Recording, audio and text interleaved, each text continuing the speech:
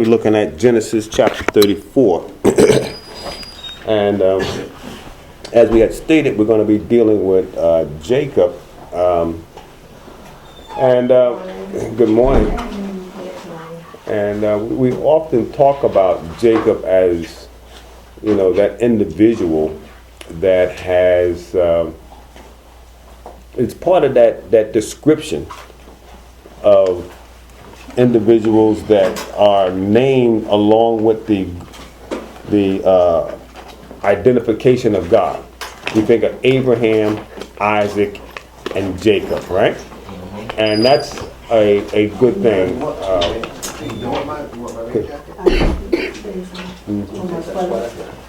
Good morning. How are you? Right now.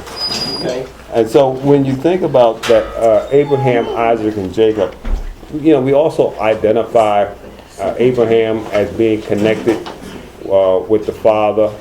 Isaac was identified in allegory as the son.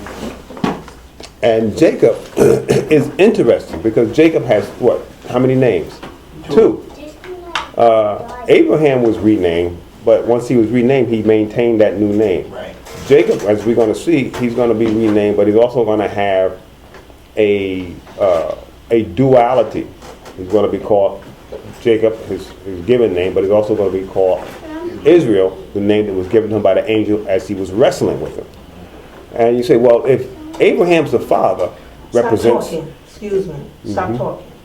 And if Isaac is a representative and an analogous to the son, then what is Jacob? And I said, well, Jacob is an analogous to us. And you go, well, wait a minute. No, shouldn't it be the Holy Ghost? Well, yes, it is the Holy Ghost. But it's the Holy Ghost where? In us. Where does the Holy Ghost reside? In us. So sometimes we can act, if we're born of the Spirit and have the Spirit of God within us, there are sometimes we can act just like the ways of God, because why? The Spirit of God is working in us. But then oftentimes we end up working like who? Ourselves. So that's a perfect example of the Spirit of God in man, because on the day of Pentecost, the Holy Ghost came and fell upon what? The disciples, upon human beings. And so that gives a good description of why Jacob has that duality. Because the Spirit of God, the Holy Spirit, is within men. And it has that duality. We work through the Spirit, but oftentimes we still work as men. And so that's why you have that. And so I think the way the Bible does that is so beautiful to me, how it describes these things and that it shows the picture. So you can see it in a sense of understanding the story. So when you read about Jacob, you can really begin to identify that he is an individual that loves God and it's full of the presence of God, but he's still who? He's still that Jacob. So the analogy is good. And we're going to see some more of that when we get into another character by the name of Joseph that we'll see, because as we stated before that Isaac was typified as like the son, because you remember that it was Abraham that was told to offer up his son Isaac, just like the father offered up his son. But when we get to Joseph, we're going to see in a more elaborate way some of the actual workings of the son portrayed pictorially in the life of Joseph when we get into Joseph. But we're not at Joseph right now. We're still dealing with Jacob. And remember, Jacob, if you say, well, who does Jacob represent? He represents you, full of the Spirit of God. All right? And so that's the important aspect of it when you look at this. And so when you see all the little issues that Jacob has, you wonder, why do I identify with that? Because it's a lot like you. All right? All right. So with that said, let's take a listen to chapter 34, and let's see what it's got to share with us here. Chapter 34. And Dinah, the daughter of Leah, which she bare unto Jacob, went out to see the daughters of the land. And when Shechem the son of Hamor the Hivite, prince of the country, saw her, he took her, and lay with her, and defiled her.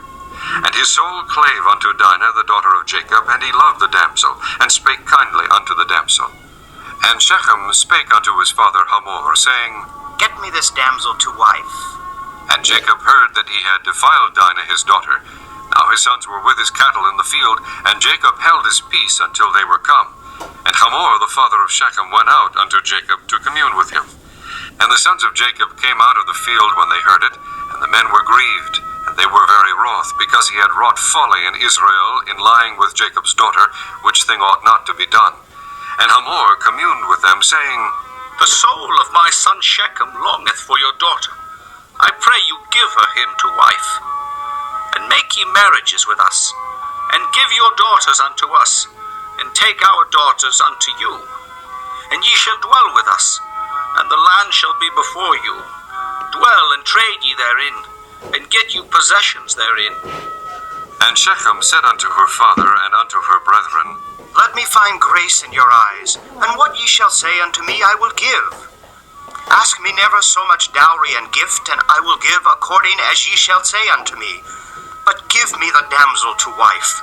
And the sons of Jacob answered Shechem and Hamor his father deceitfully, and said, because he had defiled Dinah their sister, and they said unto them, We cannot do this thing, To give our sister to one that is uncircumcised, for that were a reproach unto us.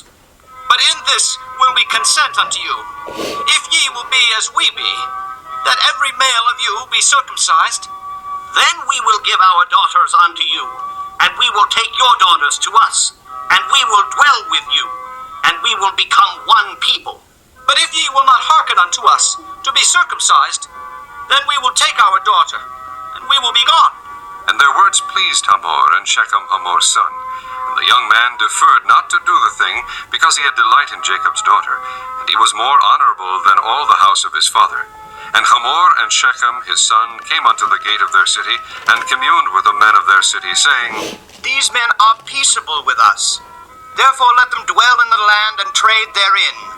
For the land, behold, it is large enough for them. Let us take their daughters to us for wives, and let us give them our daughters. Only herein will the men consent unto us for to dwell with us, to be one people, if every male among us be circumcised, as they are circumcised. Shall not their cattle and their substance and every beast of theirs be ours? Only let us consent unto them, and they will dwell with us. And unto Hamor and unto Shechem his son hearkened all that went out of the gate of his city, and every male was circumcised, all that went out of the gate of his city. And it came to pass on the third day, when they were sore, that two of the sons of Jacob, Simeon and Levi, Dinah's brethren, took each man his sword, and came upon the city boldly, and slew all the males. And they slew Hamor and Shechem his son with the edge of the sword, and took Dinah out of Shechem's house, and went out. The sons of Jacob came upon the slain, and spoiled the city, because they had defiled their sister. They took their sheep, and their oxen, and their asses, and that which was in the city, and that which was in the field. All their wealth and all their little ones and their wives took they captive, and spoiled even all that was in the house. And Jacob said to Simeon and Levi, Ye have troubled me, to make me to stink among the inhabitants of the land, among the Canaanites and the Perizzites. And I being few in number, they shall gather themselves together against me, and slay me, and I shall be destroyed, I and my house. and they said, Should he deal with our sister as with an harlot? All right. Come on, sit down. So now, you see the story here Hit with it. with Jacob and now his children. All right. His children have a situation here. Now, we haven't really dealt that much with the children. We've been dealing with the father and with all of his wives. But now we see that all those children that he's had, they've come of age. And now they're starting to interact, and you can see they're starting to take authority and do things on themselves. Well, the first picture that we get of them doing is this situation. Now, remember, Jacob has just got finished dealing with what? His brother. All right, and remember, he told his brother he was going to go and meet him, but he didn't. He went and he camped somewhere else and built tents and houses and everything.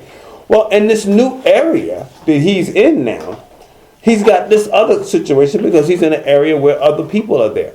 And so now the lone daughter that is mentioned, not to say that Jacob didn't have any other daughters, but this is the only daughter that is mentioned by record, Dinah. All right, this was the daughter of Leah. All right, now remember Leah was the one that was having all the children, remember? It says, and she went out to see the daughters of the land. So now she's in this new area, this new land, and she's walking about, going around to see if she can find some other women of her, of her generation that she can relate to and talk with and share. All right, so she's walking about. We would say that in our day to day, that you don't want to have a young woman just walking about in a strange area all by themselves. There was always danger. The danger's always been around. Danger's not a new thing. And so even in this situation. So she's walking throughout the land. And when Shechem, the son of Hamor, a Hivite, prince of the country, saw her, he took her. All right? So right there you can look at this and there's a variety of ways you can interpret this. Number one, taking her means that he did not ascend to any of her wishes. He saw her and he took her. But if you wanted to give him the benefit of the doubt, in his country, what are the rules of how a man finds a wife? Well, we don't know. We don't know what the laws are in his land. Right? So, but still, that ain't something that we look at and go, oh, well, that was the right thing to do. You look at it and says, okay, well, he took her. And it says, and he laid with her. So now he laid with her, and basically that, according to the regulations that we're going to see later on, is a capital offense, something that is considered rape, it's considered a crime, and it's considered something that's punishable by one or two things. You either marry her now, and or you would have to pay a dowry or a piece of finance. Now we're going to see here that he's going to offer up both of those. And in other cases, it could actually cost you your life. All right. So it says he lay with her and defiled her, and the Bible is very explicit that this was an action of defilement. This happens all the time. It happened then, it's happening now, and it's going to continue to happen. Why? Because the heart and soul of man has always been corrupt. When we look at, you remember the Me Too movement, when all these women were coming out a couple of years ago talking about how they were abused in the movie and television industry, and all those different people that have that have gone by the wayside career-wise because of their bad actions that they thought would not have caught up with them. Well, very similar to what's happening here. Shechem's abusing his authority and power, and he went and took Dinah. He laid with her, and now, but look at verse 3. All right, so if you want to find some benefit of the doubt, you can look at verse 3. It says, and his soul cleaved unto Dinah, the daughter of Jacob. So even though he took her and he lay with her, he defiled her, he did what? Want her. He didn't want to throw her away. He didn't treat her like a prostitute. Right. So he wanted her. Still don't make it right. But at the same time, you can say, okay, well, if I'm going to find any benefit here, I'll look at verse 3. So he cleaved unto Dinah, the daughter of Jacob, and he loved the damsel and spake kindly unto the damsel. Okay, so that's his best move right there. All the other ones were very dishonorable. All right, so then here he is again, trying to make the best of a bad situation.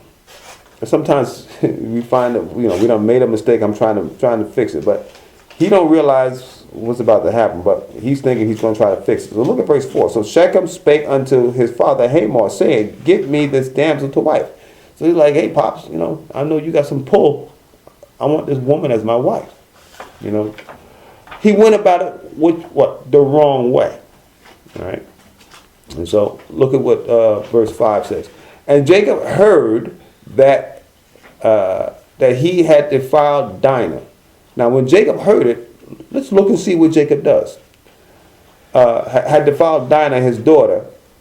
Now his sons were with the cattle in the field, and Jacob held his peace until they were come. What did Jacob do? Nothing. He didn't do nothing. He didn't do anything. He didn't take any leadership. He didn't say anything. He didn't call it bad. He didn't call it good. He didn't do anything. He waited for what? His sons to show up. It looks like to me he didn't want to deal with the issue. He wanted to just let it go. And sometimes there's issues that you're going to have to deal with, whether you really want to. Not every issue that you have to deal with, you enjoy dealing with. And this was something that came up that he didn't obviously want to have to deal with. But he's going to have to. Look at what's going to happen. Okay, verse 6. And Hamor, the father of Shechem, went out to Jacob and communed with him. So now Hamor is the one putting the first foot forward. He's going to go and start doing something. Jacob didn't do anything, but Hamor goes. And he says, and the sons of Jacob came out of the field, and they heard it. And the men were, look at this, grieved and very wroth. All right. Now, so let's see if we can put a couple things together here. What was Jacob dealing with initially that made him go into this country? He was already in a situation where he had just dealt with his brother, whom he thought he was going to have a conflict with. He thought him and his brother might go to a fight, and he was going to have to run from his brother. So Jacob was already thinking about all this fighting and this aggression that's going to happen between me and my brother. But did it happen? No. No, it didn't. Well, let's go back again. Jacob, remember when he was dealing with who? Laban. And remember when he decided he was going to leave, and he went out and he left, and he was 3 days journey, and Laban, once he realized that he was going, ran after him and caught up with him. And so now Jacob and Laban are having this what? This battle of words. And Laban is saying, why did you do this? And you shouldn't have left. You should have at least told me that you were going to leave, and we would have sent you away, with a party, which Laban was not going to do that. But that's what he said. Right. And then Jacob, 34. And right now we're on verse 7. And then Jacob went back at Laban. And he was like, man, I worked for you for 21 years. You changed my wages 10 times and all this. And they were like, and they just kept arguing and fighting. And then they said, well, God watched between me and thee while we're absent one from another. That's their way of saying, I don't trust you and you don't trust me. So Jacob just got finished with the argument and the conflict with Laban. He just got finished with his imaginary and fearful conflict he thought he was going to have with Esau. Now he comes into this town, and the daughter gets raped, but then the guy is like, well, you know what? I really love her. I want her to be my wife. I don't want it to look as though it was rape. Let's look at it as though it was something that we just had, premarital sex or something like that. I want her to be my wife. And yet it still was done wrong, and Jacob just doesn't want another conflict. He is tired of conflicts. He don't want it anymore. But the sons that are now grown, they were raw and they were mad. Right? But do you see how? So, have you ever been in a situation where you don't have one problem versus another problem, then you got another problem? You're like, I don't want to deal with this one. I done dealt with that. I dealt with that last month. I dealt with that last year. Now I got this. I'm tired of these conflicts. But that don't mean that the conflict goes away. That's part of life, unfortunately, that we have to deal with things that we maybe, was no doing of our own. He's thinking, okay, I'm done with Laban. Whew. I'm cool with my brother. I now can just kind of be at ease for a little bit. Nope, another issue pops up. And you see that about life. Sometimes we think, okay, you know what? I took care of this. I'm doing this. I'm going to be good. The next thing you know what? Something else pops up. That's how it is with us, and that's how it's going to always be. We're going to have to deal with it. But the problem that we see here with Jacob is he doesn't want to deal with it. He just kind of wants to just smooth it over. But the sons, they're going to handle this. All right. So it says that the sons they were grieved and very wroth because he had wrought folly in Israel in lying with Jacob's daughter, which thing ought not to be done. That's very true. Now, how many things have we done that ought not to have been done? You still got to find ways to what? To deal with it. Verse 8. And Hamor communed with them, saying, the soul of my son Shechem loveth your daughter. I pray you, give him to wife. Allow her to be his wife. And ye make marriages with us. And not only that, why don't we just begin to intermingle? You make marriages with us, and we will give your daughters unto us, and take our daughters unto you. Let's become one big old happy family. And now, keeping this in mind, does this at all sound like anything that God told Jacob to do? No. None of it, right? But look at where he is. But see, once again, he ain't where God told him to go. He ain't where he told Esau he was going to go. He's where he just ain't got no business being. But that's what happens with us. You know, a lot of problems happen to people when they are in a place they have no business being. You hanging out at the nightclub at 3 o'clock in the morning. You ain't got no business there. That's where the problems happen. You going over to hang out with this guy who you know is a knucklehead. You ain't got no business being there, right? And that's usually when problems happen. We've all experienced that at one time or another. All right. So, but he ain't got no business being here. But he's there. So now he's gonna have to deal with this. All right, another conflict. All right. And so verse 10. And ye shall dwell with us, and the land shall be before you. Dwell and trade ye therein, and get you possessions therein. So now we can share our wealth. We can share all that we have. All right. This is the proposal that Hamor is making unto Jacob. And Shechem, now he's going to kick in. And Shechem said unto her father, Jacob, and unto her brother. So now, he's talking to the brothers too. Let me find grace in your eyes. And what ye shall say unto me, I will give. So in other words, find grace here, and whatever you ask of me, I'm going to do it. Whatever you want. So it looks like he's really in love. He still went about it the wrong way. But he's really showing that he cares. At least today. All right, verse 12. Ask me never so much dowry and gift, and I will give it according as ye shall say unto me.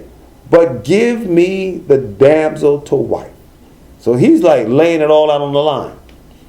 Look, I'll do whatever you guys ask. All right, I just want her to be my wife. I love her. Is what he's trying to say. 13. And the sons of Jacob answered Shechem and Hamor his father. Look at this word, deceitfully. See, they already knew, brother. You don't know how much trouble you in. Now, here's the difference. Jacob, when he was dealing with conflict, from Laban, he did what? He ran. He dealt with conflict with Esau. He was trying to butter him up, sending all the stuff. But he still had plans and stuff was to happen because he sent all the different groups of children and the handmaids and then Leah and then Rachel was last.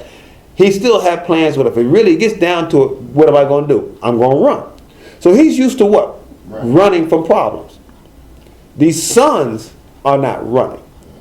These sons looked, and they probably saw the father and looked at him, man, look at, Papa ain't got no backbone. He running from this, he running from that. And then remember, Dinah is Leah's daughter. So these are Leah's children, the sons that are going to deal with this. And if you remember the order, when Jacob was sending folks to go meet Esau, he sent the concubines and their children, but then he also sent Leah. Now, these kids are not ignorant. They put 2 and 2 together. They recognize My father is basically saying that if anybody was to die, yeah, the concubines and their children would die first if Esau was to kill us, but then we would be next. So they recognize that there's a trend and a line of cowardliness, being not standing up, that's in Jacob, and I can almost imagine that the sons saw it, and they were not happy with it, but they were like, I'm not gonna be like him. We're going to handle this. So it says they answered deceitfully. All right. And said, because he had defiled Dinah, their sister. This is why they answered deceitfully. So look at what happens here. 14. And they said unto them, we cannot do this thing. So right off the bat they said, number one, we can't do this. To give our sister unto one that is what? Uncircumcised. So they bringing out a covenant ritual that was between God and man and using it as a manipulation to do something that they already know that they're going to do. And this is one of those bad situations where you're using something that God gave you as a means to take advantage of somebody else. All right. And unfortunately, that's done all day long. People will talk about things, and so I want you to get circumcised like we're circumcised. Well, that was a covenant. They're not valuing it properly. That was something that was supposed to be between God and man. And so now they're going to use it, and they understand it. They've been doing this circumcision now for many generations, and they understand what that entails, the difficulty of it, and the pain of it, especially when it's done to grown men. Okay? All right, so he says, we can't give her unto one that is circumcised. That would be a reproach unto us. So look what they said, verse 15. But in this will we consent unto you, if you will be as we be, that every male of you be circumcised. Then we will give our daughters unto you, and we will take your daughters unto us, and we will dwell with you, and we will become one people. What is all of that? A lie. They have no intentions of doing that. One thing they are going to do, they are going to take the daughters, because once they destroy the men, they're going to take the daughters and the little ones. Well, we'll get to that in a minute. All right. Verse 17. But if ye will not hearken unto us to be circumcised, then we will take our daughter and we will be gone. They're going to leave. Verse 18. And their words pleased Hamor and Shechem, Hamor's son. So the father and the son are like, hey, this is great. We can do this. That's not too hard to do. But remember, it ain't just Hamor and Shechem. They gotta convince every man, every male to do this. So they gotta go back to their hometown, and now they gotta do a rah-rah speech to convince everybody to do this. So look at verse 19. And the young man deferred not to do this thing because he had delight in Jacob's daughter. So Shechem was like, I'll do this without any problem. And I'm going to convince everybody to do it because I really care for Dinah. And he was more honorable than the house of his father. All right. So he's like, you know what? This is something that I'm going to do. And he really meant it in his heart. All right. And Hamor and Shechem, and Shechem, his son, came unto the gate of the city and communed with the men of their city, saying, these men are what? Peaceable. All right, right there, that's the first mistake. All right, because these men, they're acting peaceable, but they're plotting. They're peaceable with us. Therefore, let them dwell in the land and trade. So now they're trying to convince the community, and they're trying to convince them not to. See, Shechem wants to do this because he's in love with Dinah. Well, why would the other men do it? Right? They ain't in love with Dinah. Right. So what's in it for them? And so he's trying to let them know, well, we can trade because they got wealth. So he's trying to show forth the other good sides of it. We can trade therein of the land. Behold, it is large enough for them.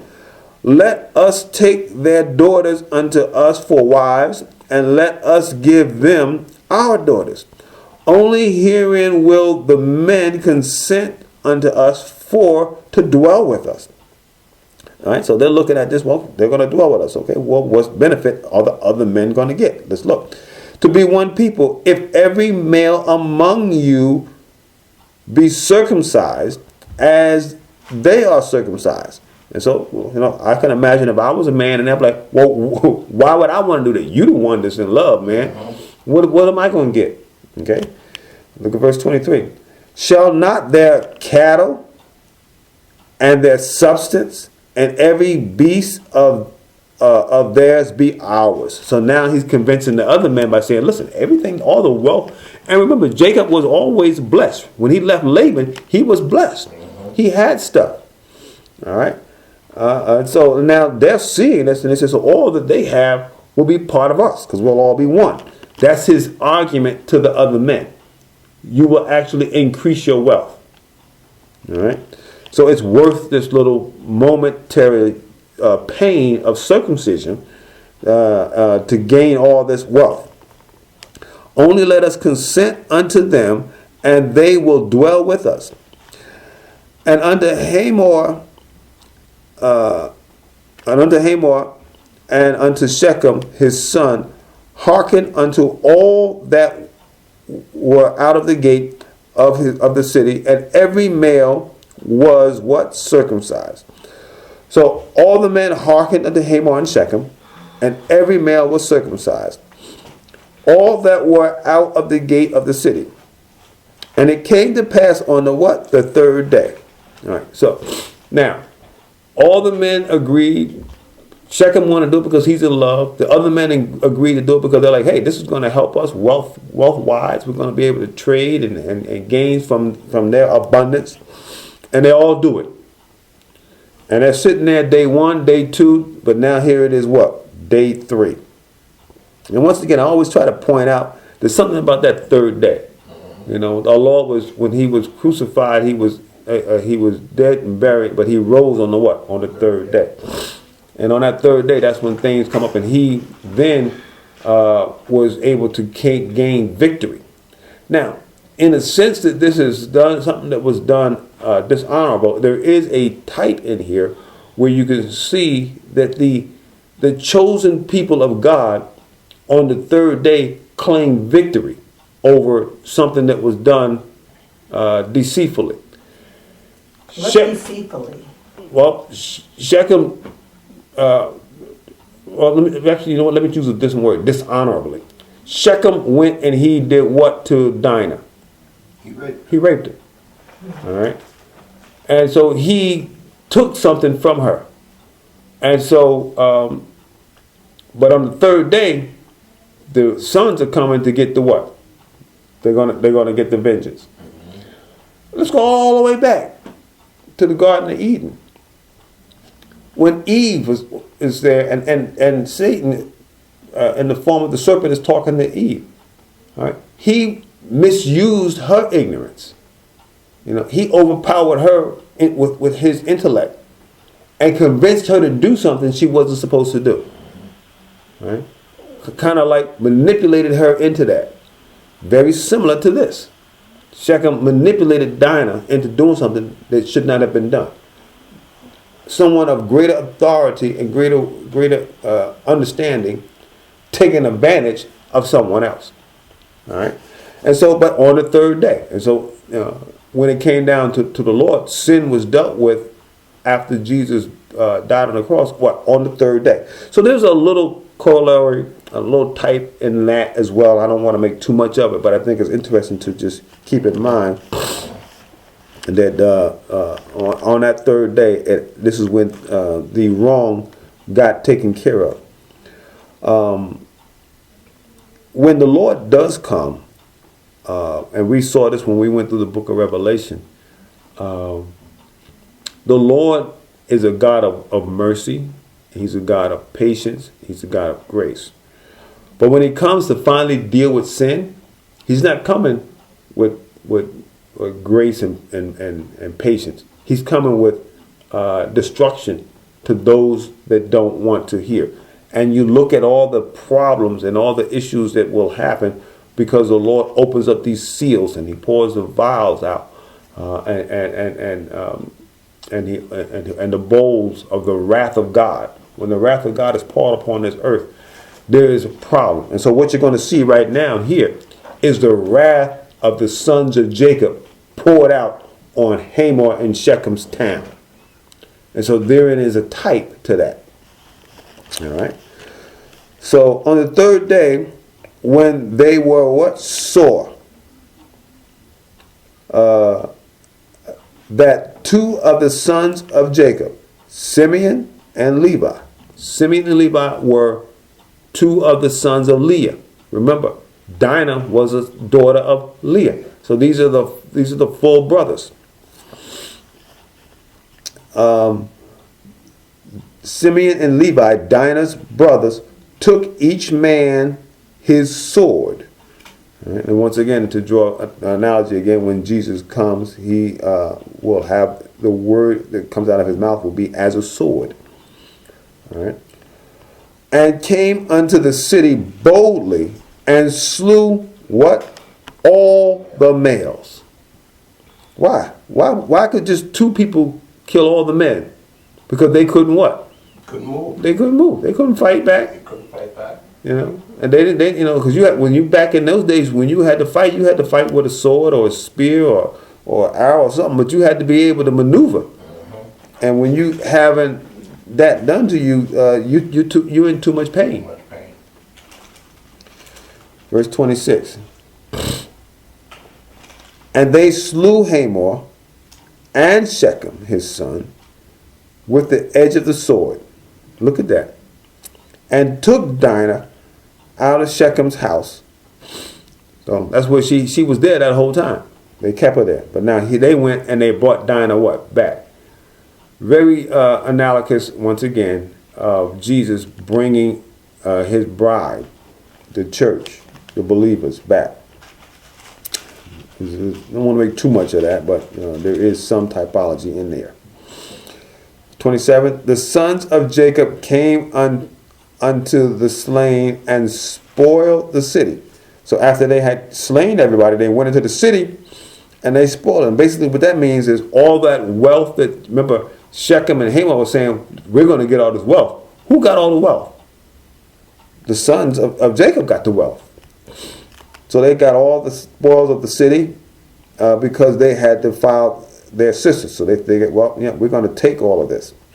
And they took their sheep and their oxen and their asses, their donkeys, and that which was in the city. So they took everything that was in the city and that which was in the field. They took everything that was in the field, in the country, and all their wealth. And remember, what was the argument that Hamor and Shechem was making to the other men? We're going to be able to trade and we're going to get some of their wealth. Mm-hmm. Well, they lost their lives, and Jacob and their sons got all the wealth. But it was about their sisters, right? It was. They did all this because of the sisters. Yeah. Okay. They did all this because of their sister, not the sisters. Right. Well, how many sisters they had?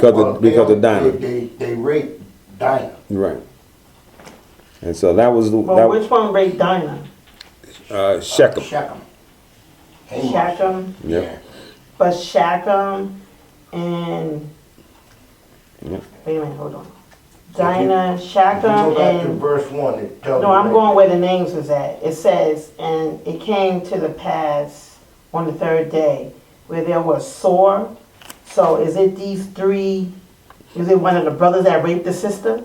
No. No, it was Shechem, one of the individuals from that town that they were in after he met with Esau, and he told Esau he was going to meet Esau in another town. Well, he went somewhere else, and he built tents and houses, and so now he's there in this town. But while he's there, Dinah went out to go find some of the other women of the town, but she ended up crossing the path of Shechem, who took her, as the scripture says, and then he laid with her.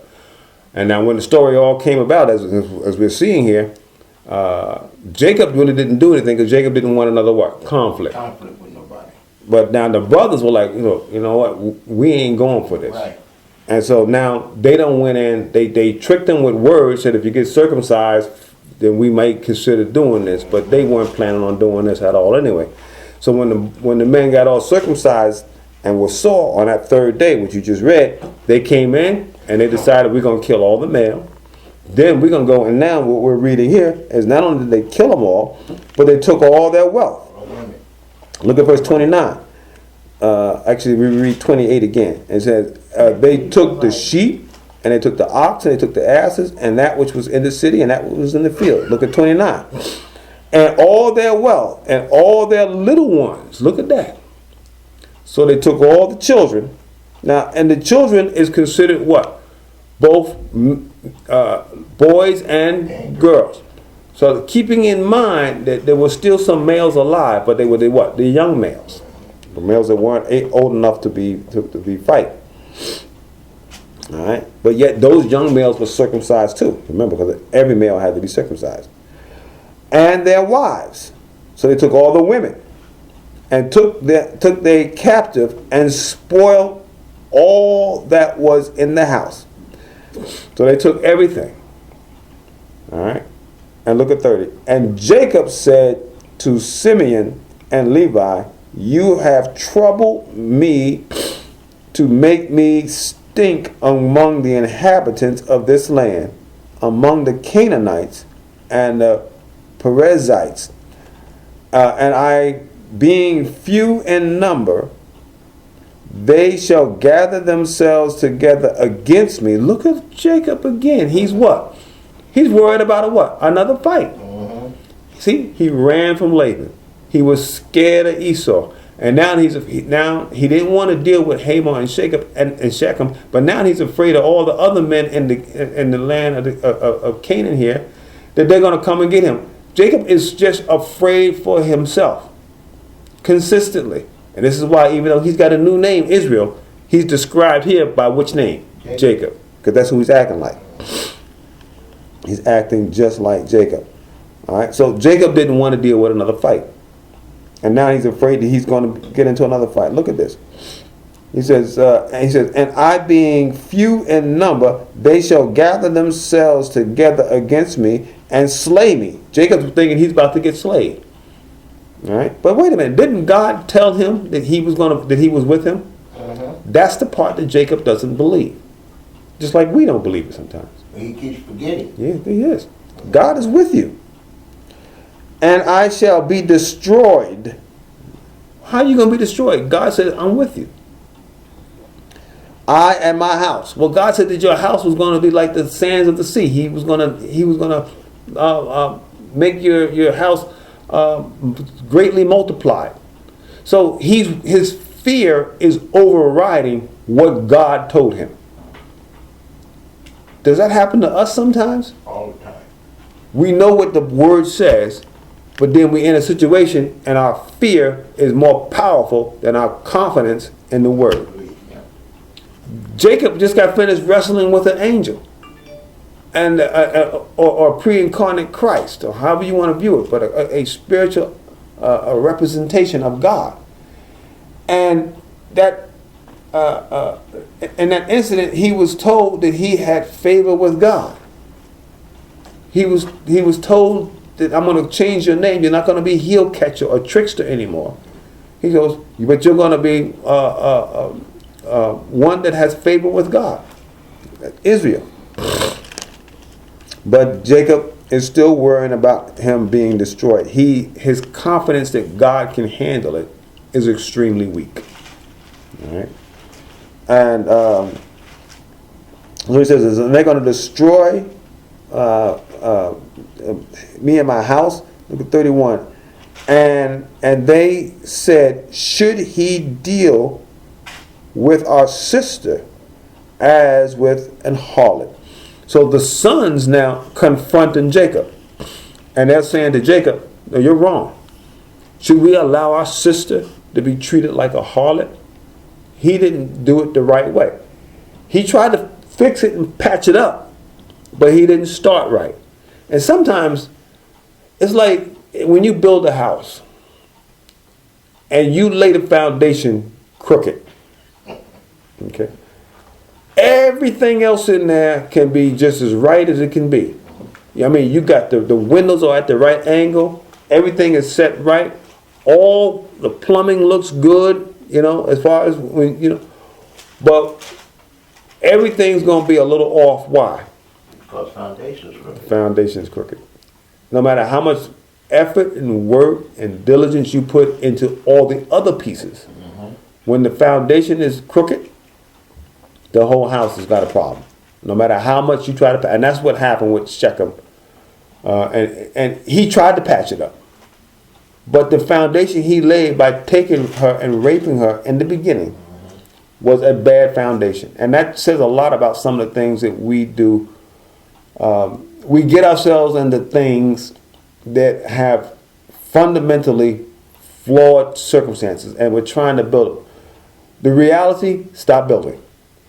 Stop building. But I want to make it look good. No, stop. Tear down whatever you've done, rip it all up, and start all over again. All right? It'll be less work to just do rather than build the whole thing, and you do all that, and it's still a waste of time, a waste of money, a waste of effort. Start it right. And sometimes you do got to break down circumstances, break down relationships, break down situations to the foundation, to the core, to the root of the issue, and deal with it at the root. And then you'll find that you can begin to build properly. And so this story here is, I think, a good story to help us to understand that how you start something says a whole lot as to how things can finish. I'm not saying that Jacob's sons were right. They weren't right either, and lying to them. But at the same time, the whole thing started with Shechem. Yeah, but reading this is something that I've always said as a young man.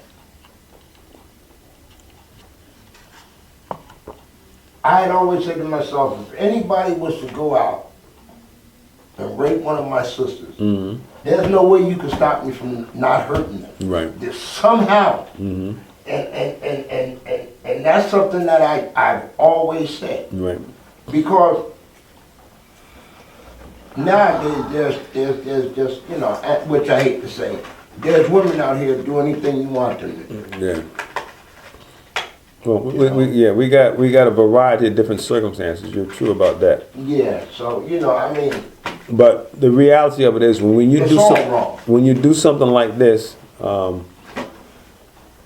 you can try to patch it, you can try to fix it, but life a lot of times has to be just backed up and redone. You got to get to the root of the issue. Right. And sometimes that happens with us when we got issues, growing up, and it's different ones did things. You got certain family members that did certain things, and they just want to just move on. No, we got to go back, right, and we got to have a discussion about this situation that happened that year and that date. Right. We gotta go to the foundation and to the root of that and fix that.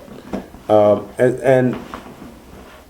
like I said, what Simeon and Levi did wasn't correct either. See, two wrongs don't make it right. But there was wrong all the way around. But when it's all said and done, the issue is you gotta stop and fix it. But if you're trying to do wrong and trying to put something pretty on top of it, it ain't gonna work. It's gonna fall every time, and that's what happened with Shechem and his town. His whole card that he tried to build on top of that. When you try to stack cards, you do the build on the house of cards. Well, you build one on a crooked table. You ain't gonna get but so far before it starts crumbling down. All right, so we're gonna stop here. I think that was a good story. We're gonna continue, Lord willing, on next week.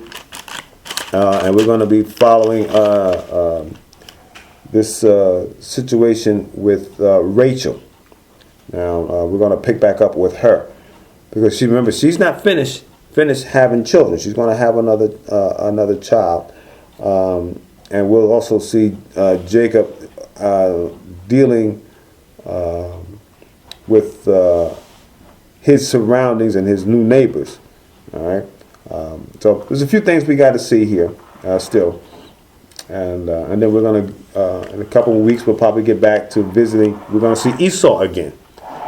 He's not finished, so we got a few more things that we still got to do here, and we're starting to get towards the part where we're going to talk about Joseph, as I had stated before.